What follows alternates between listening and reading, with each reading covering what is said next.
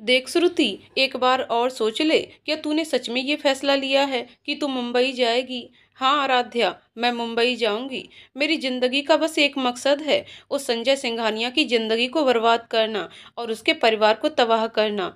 मेरे अंदर की आग ने नफरत से बदले का रास्ता तय किया है और उसके लिए जरूरी है मेरा मुंबई जाना। उस संजय सिंघानिया को उसके पापों की सजा जरूर मिलेगी। मैं उसको फांसी के फंदे तक पहुंचा कर रहूंगी।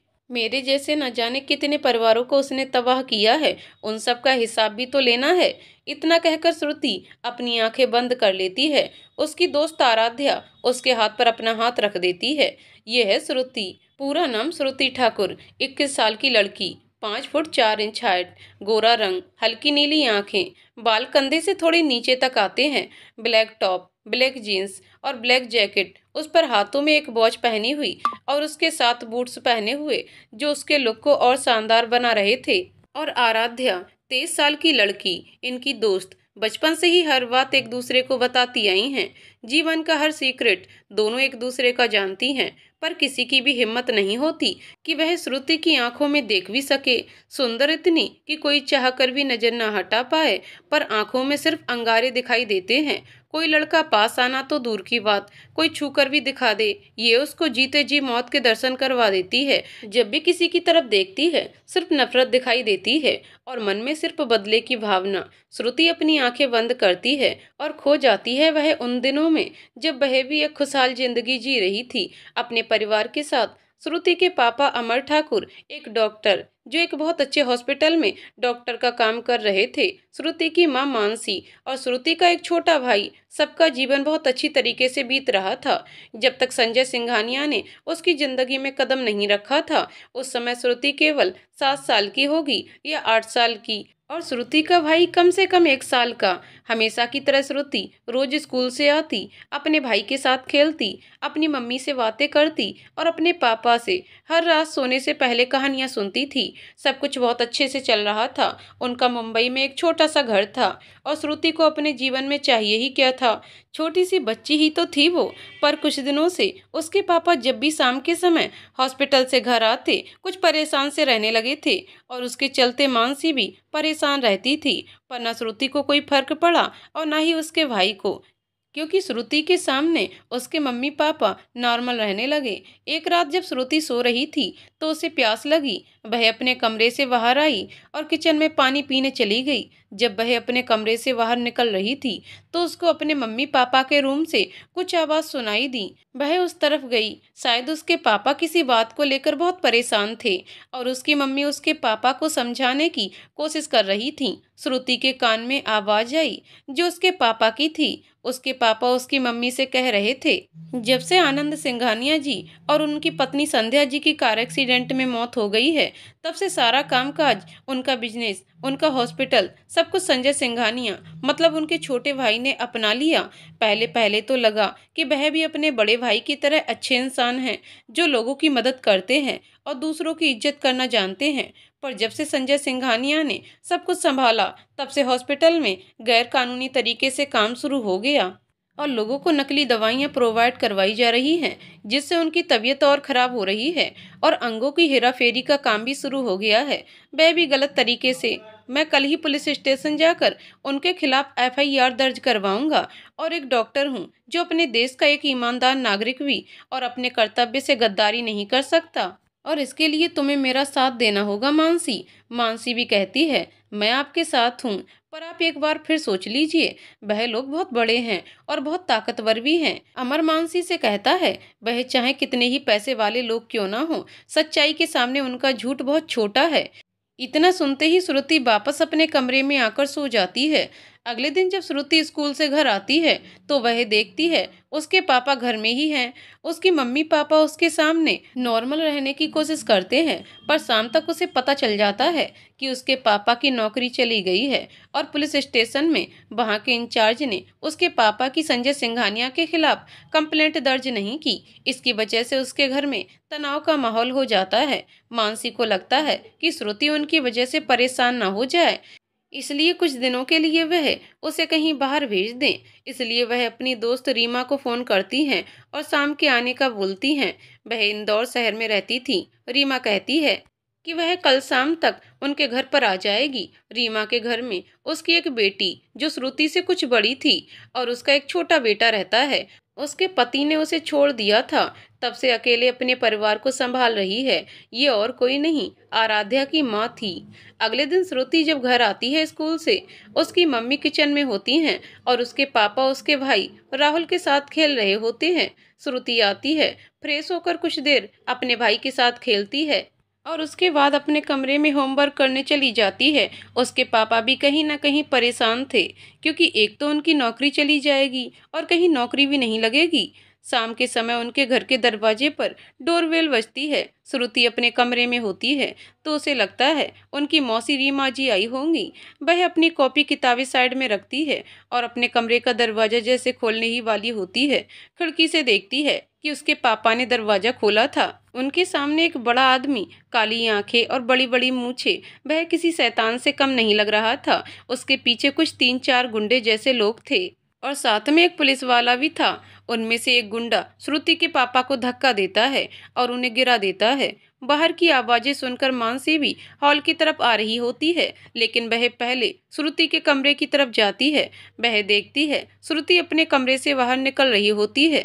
वह श्रुति को रोकती है और उसे गले लगाकर कहती है, वादा कर बेटा, तू बाहर नहीं आएगी। श्रुति रोने लग जाती है और रोते हुए कहती है, पर मम्मी, वह लोग पापा को मार रहे हैं, मुझे उन्हें जाकर बचाना है। श्रुति की मम्मी श्रुति को गले लगा लेती हैं और उसके माथे को चूमकर कहती हैं, नहीं, तुझे मेरी कसम, आप तो अपनी मम्मी की अच्छी बेटी हो ना।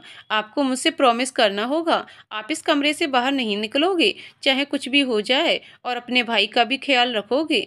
वह एक बार श्रुति के बेड के पास जाती हैं, जहाँ पर उनका बेटा सो रहा होता है, और उसके माथे को चूमकर श्रुति के दरवाजे से बाहर निकल जाती हैं और बाहर से कुंडी लगा देती हैं। श्रुति वापस खिड़की की तरफ आ जाती है। तब तक श्रुति की टेबल पर एक मोबाइल फोन की आवाज आती है। वह देखती है रीमा जी का फोन। शायद उसकी मम्मी गलती से अपना फोन उसके कमरे में ही छोड़ गई थी। वह तुरंत उनका फोन रिसीव करती है और उन्हें फोन करके कहती है, आंटी प्लीज मम्मी पापा को बचा लीजिए। रीमा जी कहती हैं, क्या हुआ बेटा, सब ठीक तो है ना? श्रुति कहती है, नहीं, कुछ लोग आए हैं और वह पापा को मार रहे हैं। ये सब कहते हुए श्रुति बहुत रो रही होती है। रीमा जी फोन पर कहती हैं, इसका मतलब मानसी ने जो कहा था वह ठीक था। वह श्रुति से कहती है, बेटा मैं अभी आ रही हूँ, आप चिंता मत कीजिए। यहाँ पर मानसी अमर जी को बचाने जाती है कि संजय सिंघानिया उनके हाथ की कलाई पकड़ लेते हैं और अमर को देखकर कहते हैं, वाह, तुम्हारी बीबी तो बहुत खूबसूरत है।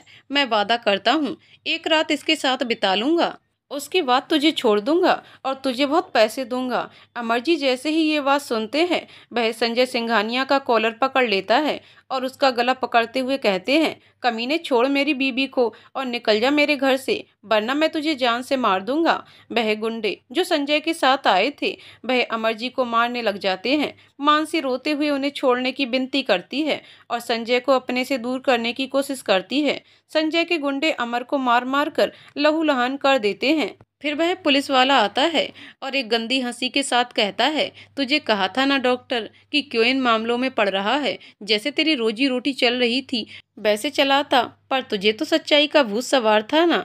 अब देख तेरी क्या हालत हो गई है। संजय हंसते हुए मानसी की साड़ी फाड़ देता है और उसके साथ गलत करने की कोशिश करता है। मानसी अपने आप को बचाने की बहुत कोशिश करती है, पर जब उसे लगता है कि आज उसकी अस्मिता को बचाने के लिए कोई उपाय नहीं है, तो वह पास में पड़ी टेबल पर एक चाकू होता है, उससे खुद की जान ले लेती है और जाते जाते अमर से कहती है, मुझे माफ़ कर दीजिएगा, पर इसके अलावा मेरे पास कोई और रास्ता नहीं था। इतना कहकर मानसी की आंखें बंद हो जाती हैं। अमर जब मानसी को ऐसा करते हुए देखता है तो वह दोबारा से मानसी के पास आता है और उसके चेहरे को होश में लाने की कोशिश करता है, पर मानसी होश में नहीं आती क्योंकि वह मर चुकी होती है। अमर गुस्से से उसी चाकू से संजय के ऊपर हमला करने की कोशिश करता है, पर संजय आसानी से उसके हमले से बच जाता है और अपनी बंदूक से 6 की 6 गोलियां अमर के सीने में उतार देता है और अपनी माथे का पसीना पोंछते हुए कहता है, एक काम भी ढंग से नहीं हुआ। महीने से इसने परेशान कर रखा था इस डॉक्टर ने, और सोचा कि इसकी बीबी के साथ एक रात गुजार लूंगा, पर अपनी इज्जत के लिए इसकी बीबी ने भी अपनी जान दे दी। फिर वह अपने गुंडों से कहता है, किसी को पता नहीं चलना चाहिए कि यहाँ पर क्या हुआ था। तो वह पुलिस वाला कहता है, किसी को पता नहीं चलेगा संजय जी। तो संजय हंसते हुए कहता है, किसी को पता चलना भी नहीं चाहिए, वरना हमें चुनाव का जो टिकट मिला है फिर हम चुनाव लड़ नहीं सकते, और अभी तो हमें अपने और सपने पूरे करने हैं।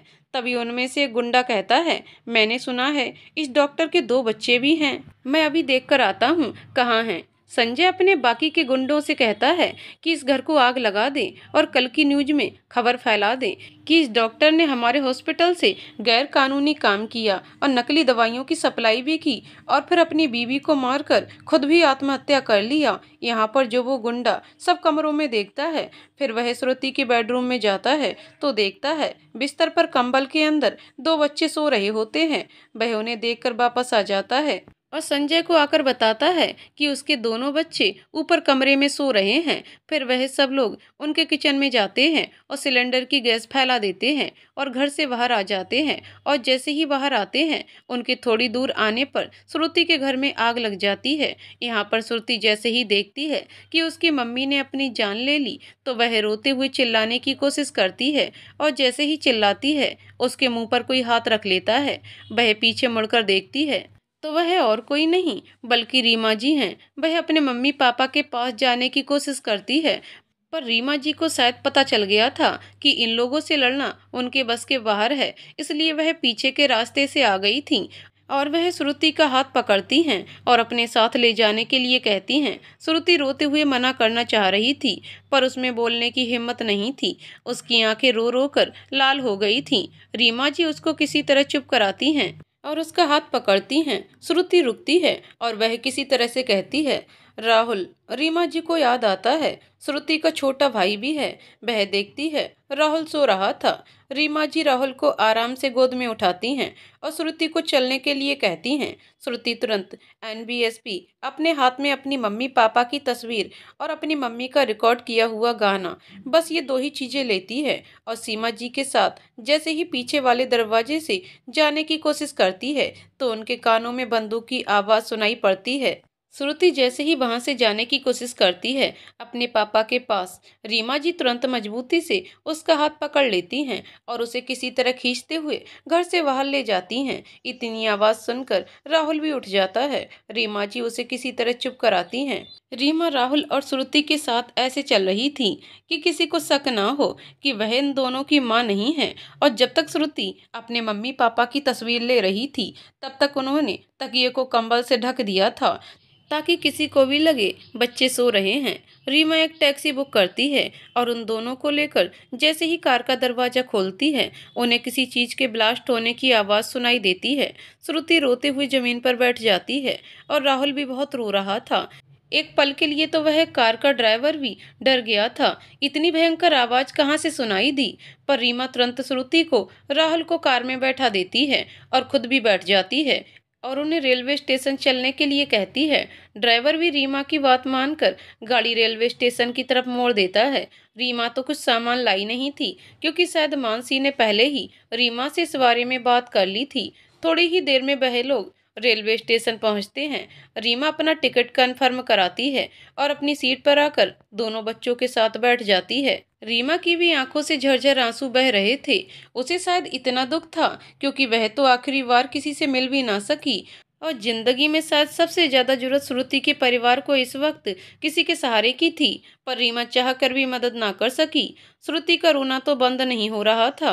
राहुल को तो किसी तरह बोतल का दूध पिलाकर रीमा ने शांत किया। इंदौर में जब श्रुति और राहुल रीमा के घर आए तो आराध्या और उसके छोटे भाई नकुल ने श्रुति और राहुल से बात करने की काफी कोशिश की। राहुल तो सबके साथ खेल लेता था, पर श्रुति तो एकदम चुप हो गई थी। उसे तो ये भी नहीं पता था कि उसके जाने के बाद आखिर उसके परिवार का हुआ क्या था। श्रुति को पैनिक अटैक आने लगे थे। रीमा के ऊपर अब 4 बच्चों की जिम्मेदारी थी।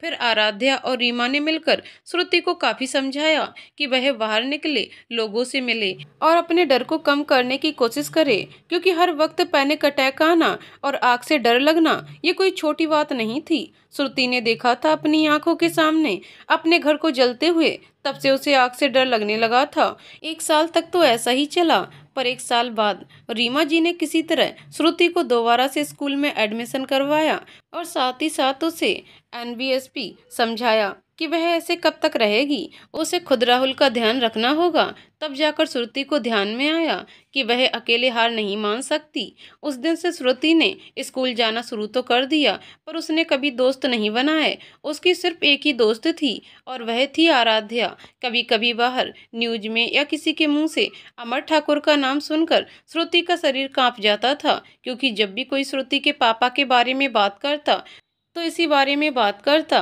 कि वह अच्छे इंसान नहीं थे। जबकि श्रुति ने उस दिन से मन में ठान लिया था कि वह उनके गुनहगारों को उनके पापों की सजा दिलाकर रहेगी और अपने पापा के सर से झूठा इल्जाम दूर करेगी। पर उसकी राह इतनी आसान नहीं थी। सबसे पहले उसे अपना डर दूर करना था, और इसके लिए उसे आराध्या की मदद भी मिली। उसने धीरे धीरे किचन में जाना स्टार्ट किया और राहुल का नाश्ता, जैसे दूध गर्म करना, पौष्टिक दलिया बनाना, उसने सब सीखा। जब श्रुति 15-16 साल की हो गई, तब उसने कंप्यूटर सीखी और पार्ट टाइम जॉब करने लगी। उसने रीमा जी के साथ रहना भी छोड़ दिया था। हालांकि वह उनसे मिलती जरूर थी। रीमा जी ने उससे कितना कहा था कि वह घर छोड़कर ना जाए, पर श्रुति नहीं मानी, उनकी एक भी नहीं सुनी। उसने थोड़ी ही दूर पर एक किराए का कमरा ले लिया, अपने भाई और अपना खर्चा खुद उठाने लगी। दुनिया में सबसे ज्यादा प्यार अगर वह किसी से करती थी तो उसका भाई था राहुल। राहुल अब स्कूल जाता था। श्रुति ने घर के साथ साथ कराटे क्लासेस भी ज्वाइन की और हर एक चीज जो लड़कियों के लिए जरूरी है वह भी सीखा। श्रुति जब भी बाहर निकलती थी, वह कंप्यूटर क्लास जाती थी या जॉब करती थी। वहाँ के लोग भी आपस में बात करते थे कि आज तक उन्होंने श्रुति को मुस्कुराते हुए नहीं देखा।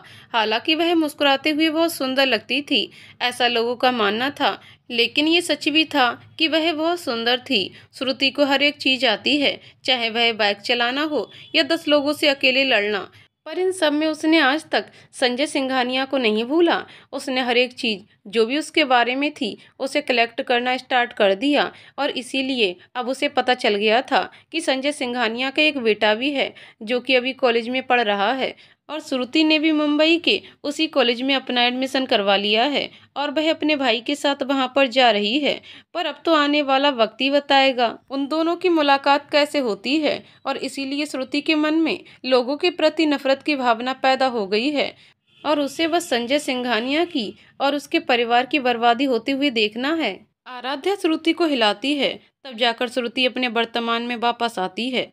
तो वह आराध्या के गले मिलकर कहती है, बहुत बहुत मुबारक हो आराध्या, तुझे तेरा लाइफ पार्टनर मिल गया। दरअसल आज आराध्या का रिश्ता पक्का हो गया था, और श्रुति भी ये बताने आई थी कि वह कल अपने भाई के साथ इंदौर से वापस मुंबई जा रही है। आराध्या श्रुति की तरफ देखकर कहती है, श्रुति मेरी बात मान, एक बार फिर से सोच ले। अगर तू इस रास्ते पर चली तो वापस आने का कोई उपाय नहीं होगा तेरे पास। तू वापस इस रास्ते पर नहीं लौट पाएगी। और जितनी नफरत और आग तेरे मन में मुझे दिखाई देती है ना, कभी कभी तो मैं भी डर जाती हूँ। पर इतना याद रखियो, नफरत के इस खेल में तू भी उन्हीं लोगों जैसे मत बनियो। श्रुति आराध्या को देखकर कहती है, ये नफरत मैंने खुद चुनी है आराध्या, और ये नफरत मैं जानती हूँ इतनी आसान नहीं होती किसी से करना। हम भी उसी के जैसे बन जाते हैं जिससे हम करते हैं। पर मैं तो टूटकर ऐसे बिखरी हुई हूँ, जब तक मेरा बदला पूरा नहीं हो जाता तब तक तो मुझे मौत भी नसीब नहीं होगी। आराध्या फिर कहती है, श्रुति अगर तुझे किसी से मोहब्बत हो गई तो। इस बात पर श्रुति मुस्कुराकर कहती है, मोहब्बत जैसी छोटी चीज श्रुति ठाकुर की जिंदगी में कोई मायने नहीं रखती। मोहब्बत लोगों को बर्बाद कर देती है, और इस मोहब्बत शब्द में इतनी ताकत नहीं है कि मेरे सीने में जलती हुई आग को ठंडा कर सके। इस मोहब्बत शब्द से मुझे नफरत है। ये कहते वक्त श्रुति के हाथों की मुट्ठी कस जाती हैं, और उसकी आंखों में इस वक्त अंगारों के सिवा और कुछ नहीं होता। आराध्या भी अब कुछ कहना ठीक नहीं समझती। बस वह इतना कहती है कि अपना ख्याल रखना, और जब भी वक्त मिले मुझे कॉल करिए, क्योंकि श्रुति ने पहले ही कह दिया था कि कोई उसे फ़ोन ना करे। उसे जब समय मिलेगा वह खुद ही उसे फ़ोन करेगी। जाते जाते श्रुति सबसे मिलती है। रीमा जी कहती हैं, आराध्या की शादी तक तू रुक जाती, पर श्रुति उन्हें मना कर देती है। बाहर आती है, अपनी आंखों पर ब्लैक कलर का चश्मा लगाती है और अपने काले घने लंबे बालों का जूड़ा बनाती है, और हेलमेट लगाकर बाइक स्टार्ट करती है और वहां से चली जाती है। श्रुति जब घर आती है तब वह डोरबेल बजाती है। कोई दरवाजा नहीं खोलता। श्रुति एक समय के लिए डर जाती है। फिर वह अपनी डुप्लीकेट चाबी से घर का दरवाजा खोलती है तो जैसे ही वह घर में कदम रखती है, एक 13 साल का बच्चा श्रुति की कमर से लिपट जाता है। वह उसे देखकर कहता है, दीदी आपने आज लेट कर दिया, मैंने आपको बहुत मिस किया। श्रुति जैसे ही अपने भाई को देखती है वह तुरंत उसे कसकर गले लगा लेती है और अपनी आंखें बंद करके एक लंबी सांस लेती है और उसे देखकर कहती है, आपको कितनी बार कहा है ऐसे खेल मत खेला करो मेरे साथ, मैं डर जाती हूँ। और कहती है कि आपने अपनी सारी चीज़ें पैक कर ली। वह भी हाँ में सिर हिला देता है, हाँ दीदी कर ली। पहले आप बताओ कि आप मेरे लिए चॉकलेट लाए हो। और वह इतने मासूम तरीके से पूछता है तो श्रुति उसका गाल चूम लेती है और अपनी जैकेट की जेब में से 2 चॉकलेट निकालकर उसे दे देती है और खुद फ्रेश होने चली जाती है। वह फ्रेश होकर आती है तो देखती है राहुल सोफे पर बैठकर दोनों चॉकलेट खा रहा था। श्रुति राहुल को ऐसे खाते देख खुश हो जाती है और किचन में चली जाती है। वहां पर जाकर राहुल के लिए खाना बनाती है। शाम होने को आई थी इसलिए दोनों भाई बहन रात में डिनर करते हैं और सो जाते हैं। अगले दिन उनकी सुबह की ट्रेन थी। आज श्रुति और राहुल की ट्रेन थी। आराध्या और रीमा जी और नकुल सब साथ आए थे। ट्रेन की टिकट कंफर्म हो गई थी। श्रुति राहुल बैठ गए थे। रीमा जी आराध्या को देखकर कहती हैं, मैंने कितनी बार कहा था श्रुति को हवाई जहाज का टिकट बुक करा ले, पर मेरी सुनता कौन है। श्रुति रीमा जी के गले लगती है और कहती है, आपको पता है ना राहुल को ऊंचाई से कितना डर लगता है, इसलिए मैं वहां से नहीं गई। और रीमा जी से कहती है, मैंने 2 लाख रुपए आपके अकाउंट में जमा करवा दिए हैं। रीमा जी जैसे ही कुछ बोलने वाली होती हैं, श्रुति उन्हें शांत करवा देती है और कहती है, ये पैसे इसलिए नहीं हैं कि आपने इतने सालों तक मेरी और राहुल की परवरिश की, बल्कि इसलिए हैं ताकि आराध्या की शादी में कोई दिक्कत ना आ पाए और आप इसे मना नहीं करेंगे तब तक ट्रेन के चलने का टाइम हो जाता है। श्रुति एक एक करके सबसे गले मिलती है। उसकी आंखों में आंसू आ जाते हैं पर वह बाहर निकलने से पहले ही उन्हें पोंछ लेती है ताकि किसी को भी उसके आंसू ना दिख जाएं। जाते जाते आराध्या श्रुति से गले मिलकर कहती है, तू बस अपना ख्याल रखना श्रुति। श्रुति भी उसकी हाँ में हाँ मिलाकर कहती है, मैं राहुल का ख्याल रखूंगी। आराध्या मुस्कुराकर कहती है, तेरा कुछ नहीं हो सकता। सब लोग ट्रेन से उतर जाते हैं। राहुल और श्रुति का नया सफर शुरू हो जाता है। 2 दिन बाद श्रुति और राहुल की ट्रेन मुंबई शहर में उतरती है। श्रुति और राहुल ट्रेन से बाहर आते हैं। श्रुति ने पहले ही ऑनलाइन एक किराए पर घर ले लिया था और एक रेस्टोरेंट में मैनेजर की पोस्ट भी उसे मिल गई थी और साथ ही साथ उसका कॉलेज में एडमिशन भी हो रखा था, इसलिए उसे इतनी चिंता करने की कोई जरूरत नहीं थी। श्रुति और राहुल ट्रेन से बाहर उतरते हैं। श्रुति जैसे ही अपने आसपास का एरिया देखती है उसको वह सब चीज जो बचपन में उसके साथ घटी थी वह सब याद आ जाता है। राहुल की आवाज उसके कानों में आती है, दीदी यहाँ पर देखो कितनी भीड़ है। श्रुति के कानों में जैसे ही आवाज गूंजती है वह अपना बैग एक कंधे पर टांग लेती है और अपना सूटकेस हाथ में ले लेती है और दूसरे हाथ से राहुल का हाथ कसकर पकड़ लेती है। बाहर आकर वह एक टैक्सी बुक करती है और टैक्सी वाले को एक एड्रेस बताती है। टैक्सी वाला थोड़ी देर में एक छोटे से घर के सामने अपनी कार रोक देता है। श्रुति उसे पैसे देती है और जाने के लिए कहती है। श्रुति जैसे ही कार से उतरती है तो देखती है उस घर के सामने ही एक अधेड़ उम्र का व्यक्ति किसी से फोन पर बात कर रहा होता है। जैसे ही वह श्रुति को देखता है वह फोन काट कर श्रुति के पास आता है और श्रुति को एक अजीब ढंग का लुक देता है क्योंकि श्रुति ने बिल्कुल लड़के वाले कपड़े पहने थे। उसने अपने बालों को क्लच करके कैप पहनी हुई थी जिससे ये पता चलने में काफी मुश्किल हो रहा था कि वह लड़की है या लड़का। खैर वह आदमी अपना सर झटकता है और उस घर की चाबी श्रुति को देता है। श्रुति ने घर का एडवांस पहले ही दे दिया था। श्रुति उनसे कहती है, आपको यहाँ पर आने की जरूरत नहीं है। हर महीने का किराया और सब चार्जेस आपके बैंक अकाउंट में आ जाएंगे। इतना सुनने के बाद वह आदमी वहां से चला जाता है। श्रुति और राहुल घर का दरवाजा खोलते हैं और अंदर आते हैं। घर ज़्यादा बड़ा तो नहीं था पर इतना अच्छा था कि वह दोनों आराम से रह सकते हैं और घर में सोफ़ा किचन का सामान सब चीज़ पहले से ही थी और साफ़ सफाई भी हो रखी थी। श्रुति राहुल को स्टोरी बुक निकाल कर देती है और उसे सोफे पर बिठाती है, फिर खुद घर देखने के लिए चली जाती है। उसने हर एक जगह घर की देख ली थी। 2 कमरे थे साफ सुथरे, दोनों में बेड, किचन, बाथरूम, और बालकनी, वह सब कुछ अच्छा था। श्रुति अच्छे से घर की सब सिक्योरिटी चेक करती है और जब उसे कन्फर्म हो जाता है कि सब ठीक है तो आकर राहुल के बगल में सोफे पर बैठ जाती है। वह जानती थी राहुल को भूख लग गई है। वह अपने बैग में से कुछ बिस्किट्स और नमकीन का पैकेट निकाल कर राहुल को देती है और रीमा जी ने जो स्नैक्स बनाए थे वह भी राहुल को निकाल कर खाने को देती है। राहुल खाने लग जाता है तो वह एक कमरे में जाकर अपना और राहुल का सारा सामान रखती है और थोड़ी देर में किचन में जाकर अपना और राहुल का खाना बनाती है। उसने फ़ोन करके राधा को बता दिया था कि वह लोग सही से पहुंच गए हैं। रात के वक्त श्रुति राहुल को खाना खिलाकर सुला देती है और खुद छत पर आ जाती है। वह देखती है आसपास का एरिया काफ़ी ठीक ठाक है, लोगों को किसी से मतलब नहीं है, कोई ना कोई अपनी जॉब में से आ रहा है, सबका अपना परिवार एक दूसरे में बिजी है। श्रुति अपनी मम्मी का वह गाना रिकॉर्ड किया हुआ अपने फ़ोन में चलाती है और फ़ोन लगाकर छत पर घूमने लग जाती है। उसमें उसकी मम्मी की आवाज़ थी जिसमें श्रुति के लिए वह गाना गा रही थी। श्रुति जैसे ही ये गाना सुनती है उसकी आंखों में आंसू आने लगते हैं। वह सिर्फ अपने मन में कहती है, नहीं श्रुति, तुझे जितनी आंसू बहाने थे तूने बहा लिए। तू तो एक स्ट्रॉन्ग गर्ल है, तुझे तो अपने भाई का ध्यान भी रखना है और इस तरह से हार नहीं मान सकती। कल से तेरी जिंदगी की एक नई शुरुआत होगी और तुझे इस जंग में जीतना होगा। अगली सुबह अगले दिन श्रुति सबसे पहले नाश्ता तैयार करती है, राहुल को जगाकर उसे तैयार करती है।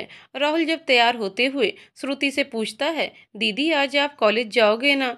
श्रुति कहती है, नहीं, पहले हम अपने भाई का किसी अच्छे स्कूल में एडमिशन करवाएंगे, फिर कल से हम स्कूल जाना शुरू करेंगे। राहुल भी ये बात सुनकर खुश हो जाता है। तैयार होकर दोनों श्रुति के घर के पास के स्कूल जाते हैं।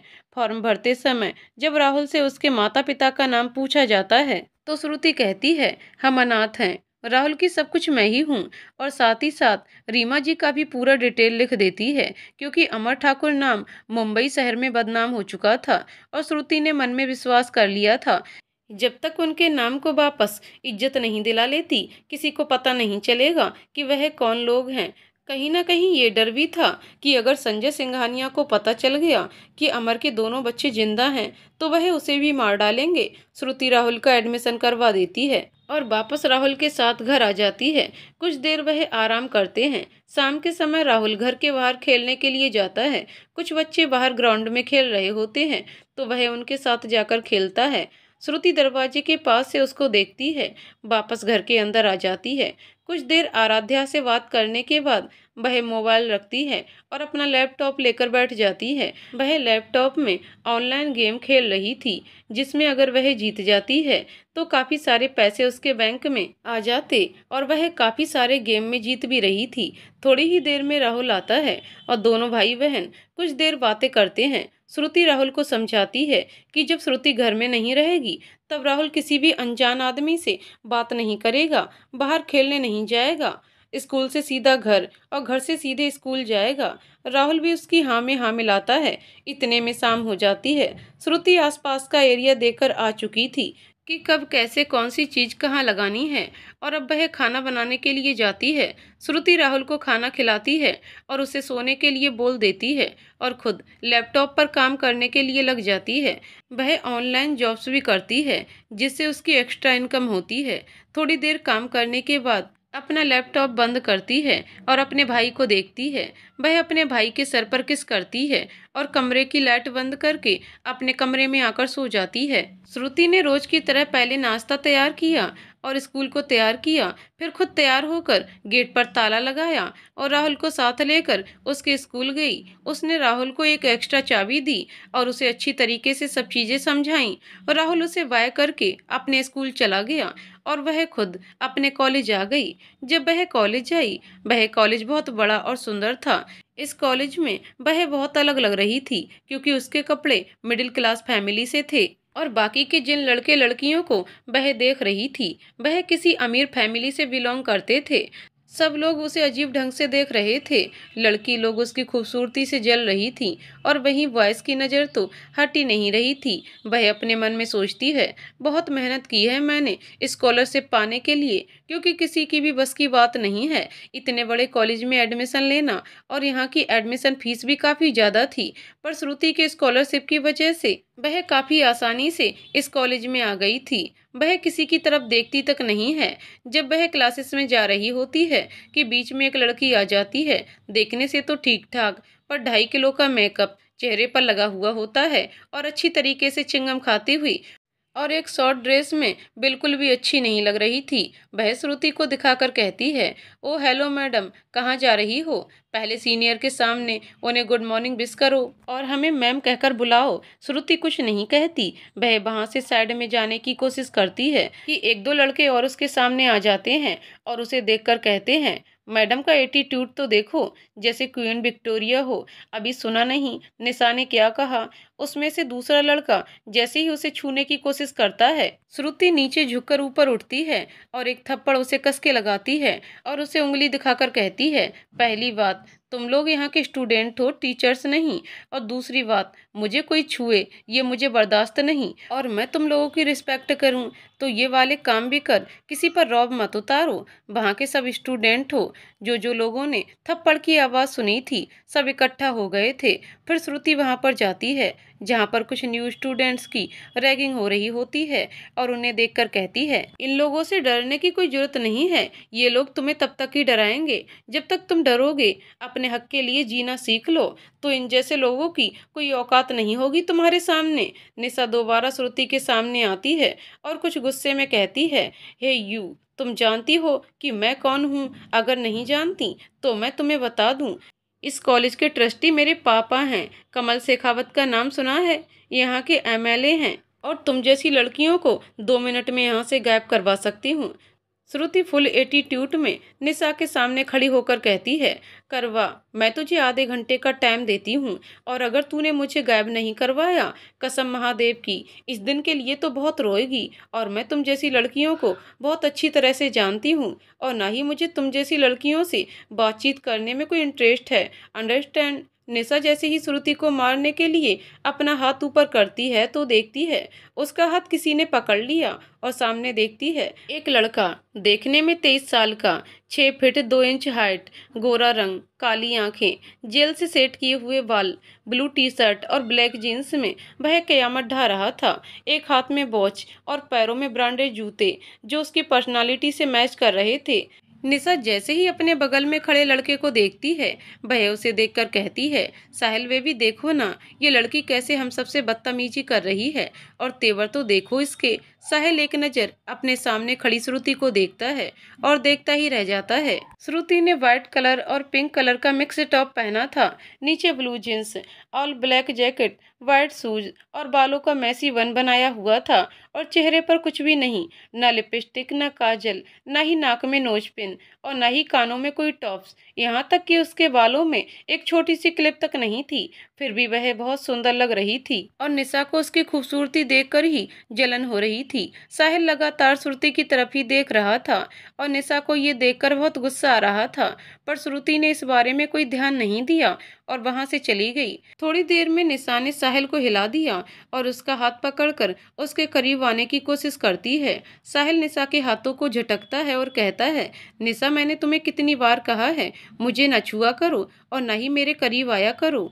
तो निशा गुस्से में कहती है, पर हमारे पेरेंट्स ने हम दोनों का रिश्ता तय कर दिया है साहिल, और फिर हमारी शादी भी हो जाएगी। साहिल गुस्से में कहता है, तुम्हें एक बात मैं क्लियर कर देता हूँ निशा, मेरे पीछे मत भागो, और रही बात शादी की तो सुनो, अपनी जिंदगी के फैसले मैं खुद लूंगा।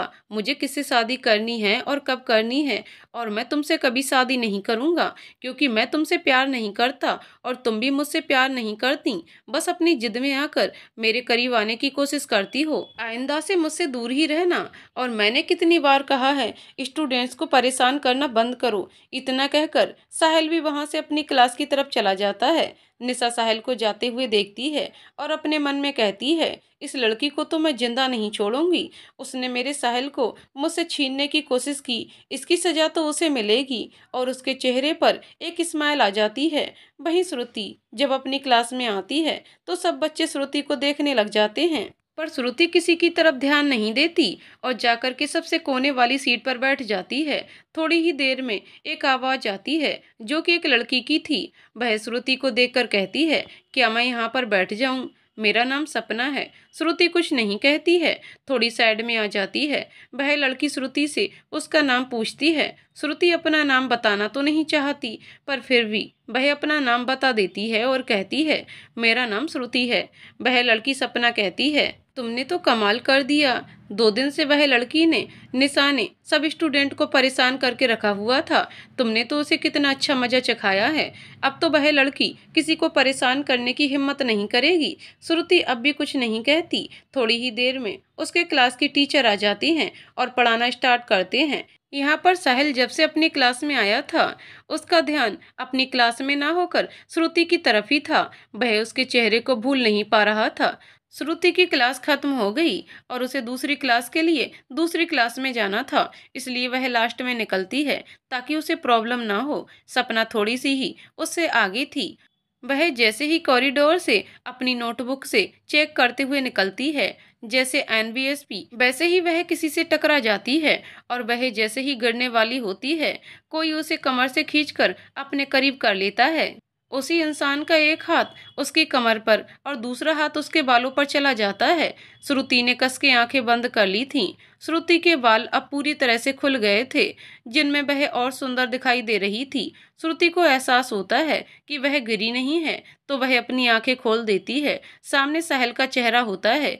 एक पल के लिए तो वह भी खो जाती है। अगले पल उसकी आंखों में दोबारा से नफरत की झलक दिखाई देने लगती है और वह साहिल के हाथ अपनी कमर पर से हटा देती है और एक थप्पड़ कस के साहिल के गाल पर मारती है, जिससे कि वह होश में आता है, क्योंकि अब तक तो वह सिर्फ श्रुति को निहार रहा था। सपना के कानों तक भी ये आवाज पहुंच जाती है और उसके कदम रुक जाते हैं और जैसे ही वह अपने पीछे का नजारा देखती है तो उसकी आंखें हैरानी से बड़ी हो जाती हैं, क्योंकि थप्पड़ खाया हुआ इंसान और कोई नहीं बल्कि साहिल था। श्रुति साहिल से कहती है, आपकी हिम्मत भी कैसे हुई हमें छूने की? साहिल कहता है, तुम गिर रही थी श्रुति। श्रुति भी गुस्से में कहती है, सिर्फ गिर जाते, मरते नहीं ना। ना जाने क्यों साहिल को मरने की बात सुनकर बहुत गुस्सा आ जाता है और वह श्रुति को झटके से अपने करीब खींचकर कहता है, खबरदार, जो मरने के शब्द तुम्हारे मुंह से भी आए और इस थप्पड़ का बदला मैं तुमसे लेकर रहूंगा, याद रखना। इतना कहकर वहां से चला जाता है।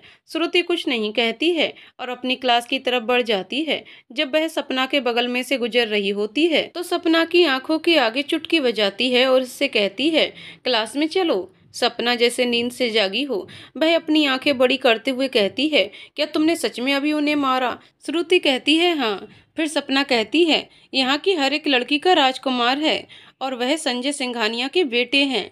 श्रुति जैसे ही नाम सुनती है उसकी आंखें गुस्से से लाल हो जाती हैं, पर वो किसी तरह खुद को शांत करती है और सपना से कहती है, वह बदतमीज था और ऐसे बदतमीज लड़कों से हमें निपटना बहुत अच्छे से आता है। उम्मीद है आपको आपके सारे सवालों के जवाब दिए गए होंगे। क्लास का वक्त हो गया है, क्लास में चलिए। इतना कहकर श्रुति वहां से चली जाती है और सपना खुद से कहती है, बड़ी अजीब लड़की है, बातें कैसे करती है ये, पर अब तो मुझे डर लग रहा है कि अब इसका क्या हाल होगा। अब कॉलेज में इसे कोई भी चैन से नहीं जीने देगा। इतना कहकर सपना भी क्लास में आ जाती है। साहिल जैसे ही कॉरिडोर से बाहर आता है उसे उसका एक दोस्त मिल जाता है। वह गुस्से में उसके पास जाता है और उसे कहता है, अरमान, कल तक मुझे उस लड़की की सारी इन्फॉर्मेशन चाहिए। अरमान उसे शांत करते हुए कहता है, पर क्यों, और तेरे गाल पर ये लाल लाल निशान कैसा है? साहिल अपने गुस्से को शांत करते हुए कहता है, जिस लड़की ने सुबह निशा से बदतमीजी की थी, मुझे उसकी सारी इन्फॉर्मेशन चाहिए। अरमान भी कुछ नहीं कहता और वहां से चला जाता है। श्रुति का कॉलेज खत्म होता है और वह अपने घर आ जाती है। वह घर पर आकर देखती है राहुल सोफे पर बैठकर अपना होमवर्क कर रहा था। श्रुति उसके पास आ जाती है और उससे पूछती है कि उसने कुछ खाया। वह नहीं कहता है। श्रुति फ्रेश होती है और किचन में जाकर राहुल को खाना निकाल कर देती है। उसे खाना खिला दिया है और उससे कहती है अंदर से कुंडी लगा ले और बाहर ना निकले, और खुद एक रेस्टोरेंट में चली जाती है। उसमें बस उसको कुछ देर रेस्टोरेंट की देखभाल करनी थी। श्रुति को ये काम मिला था, वह सब चीज़ अच्छे से चेक कर ले। श्रुति को ये काम आसान लगा था, इसीलिए श्रुति ने उस काम के लिए हाँ कर दिया। श्रुति जब रेस्टोरेंट पहुंचती है तो वह देखती है रेस्टोरेंट काफ़ी अच्छा था, पर वहां पर जाती है, सबसे मिलती है और अपना काम करना स्टार्ट करती है। रात होते होते रेस्टोरेंट का काम खत्म होता है और वह वापस अपने घर आ जाती है। वह जब घर आ जाती है तो देखती है राहुल ड्राइंग बना रहा था। वह पहले जाकर राहुल से मिलती है, उससे बातें करती है और कुछ देर बाद फ्रेश होने के बाद किचन में जाकर खाना तैयार करती है। रात में राहुल को खिलाकर सुलाती है और खुद लैपटॉप पर काम करने लग जाती है। कुछ देर आराध्या से बात करती है और उसके बाद सो जाती है। अगली सुबह श्रुति का फिर वही रूटीन था। राहुल को तैयार करने के बाद, उसे स्कूल छोड़ने के बाद खुद कॉलेज जाती है। जब वह कॉलेज आती है तो देखती है उसके सामने वही लड़के खड़े थे जो कल उसे परेशान कर रहे थे। जिस लड़के को श्रुति ने थप्पड़ मारा था, वह लड़का तो बेचारा डर से सबसे पीछे खड़ा था और उसने अपने गाल पर हाथ भी रखा था। उसे देखकर ऐसा लग रहा था जैसे वह श्रुति के सामने कभी आना ही नहीं चाहता। श्रुति को भी मन ही मन हंसी आ रही थी उसके चेहरे को देखकर, पर वह फिर इन सब चीज़ों को इग्नोर करती है और अपनी क्लास में चली जाती है। निशा भी वहीं खड़ी थी। जब वह श्रुति को ऐसे जाते हुए देखती है तो उसे और गुस्सा आ जाता है, पर वह साहिल की वजह से कुछ नहीं कहती है कि वह फिर से कहीं गुस्सा ना हो जाए। कॉलेज खत्म होते वक्त अरमान साहिल की क्लास में आता है तो देखता है साहिल की क्लास में इस वक्त कोई प्रोफेसर नहीं थे। वह साहिल के पास जाता है और उससे कहता है उसके बारे में ज़्यादा कुछ तो पता नहीं चला, जितना पता चला है वह मैं बता देता हूँ। उसका नाम श्रुति है। वह अपने छोटे भाई के साथ अकेले मुंबई में रहने के लिए आई है।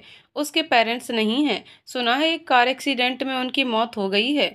वह एक रेस्टोरेंट में काम कर रही है और दोनों भाई बहन का खर्चा वह खुद ही चलाती है। उसके ज़्यादा जान पहचान वाले भी नहीं हैं। बस मुझे तो इतना ही पता चला है। साहिल अरमान से कहता है वह कौन से रेस्टोरेंट में काम करती है।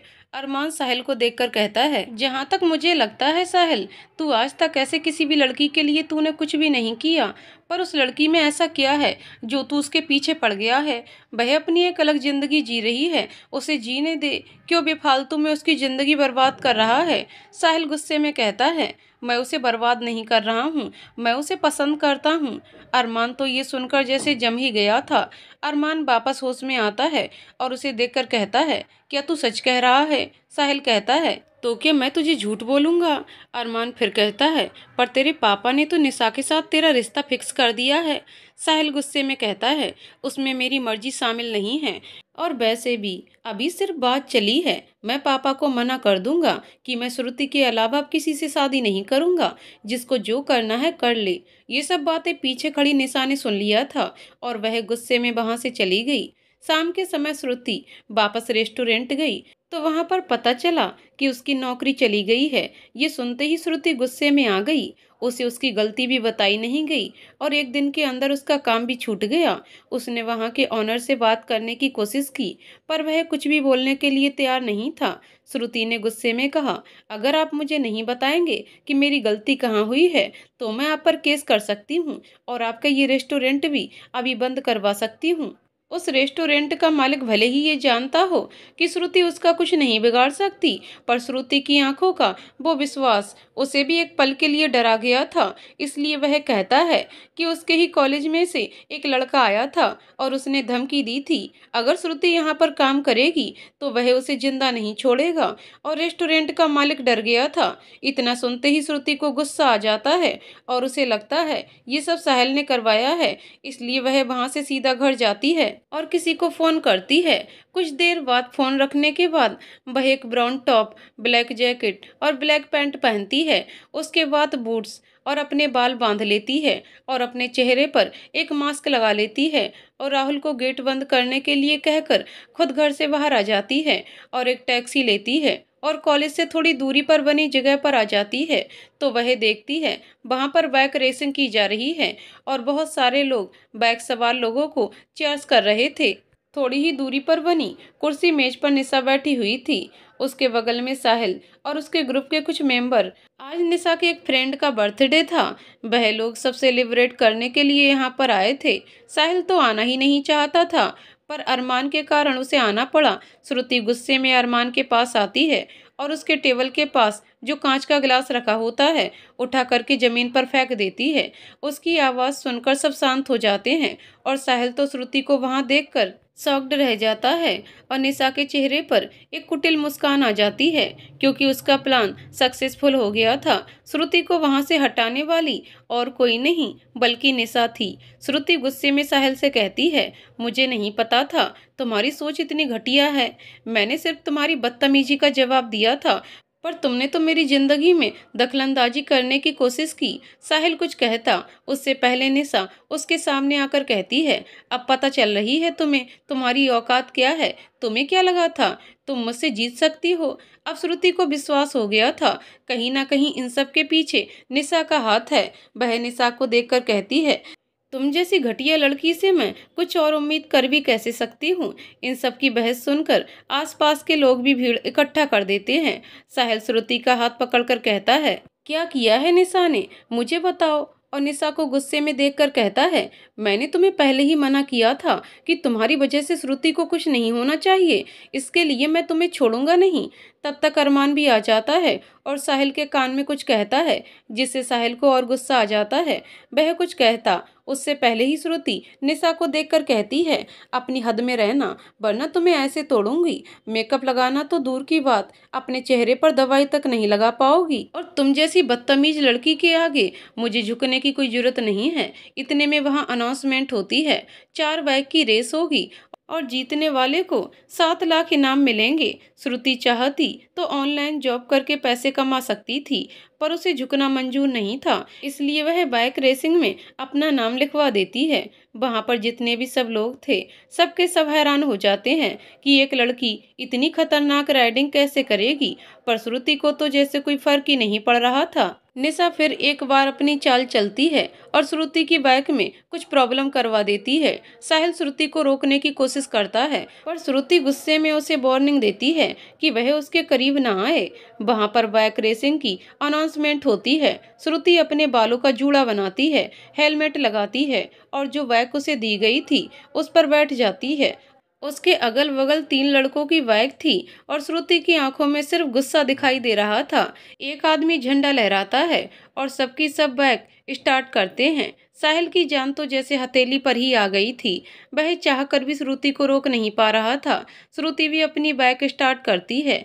सब बाइक के लोग एक से बढ़कर एक परफॉर्मेंस देते हैं और श्रुति भी काफ़ी अच्छी बाइक चलाती है, पर लास्ट तक आते आते जब वह ब्रेक लगाने वाली होती है तब उसे पता चलता है कि किसी ने उसकी ब्रेक निकाल लिए हैं। श्रुति को और कोई उपाय नहीं दिखता। वह अपनी बाइक हवा में ऊपर उछाल देती है और जमीन से टकराते टकराते भी उसकी बाइक के साथ साथ उसके पैर पर भी चोट आ जाती है, पर उसके चेहरे पर सिकन तक नहीं होता। और जब श्रुति ने हवा में बाइक उछाली थी तब साहिल जोर से श्रुति का नाम चिल्लाता है और एक पल के लिए बिल्कुल डर जाता है, पर जब वह श्रुति को सही सलामत देखता है तब उसकी जान में जान आती है।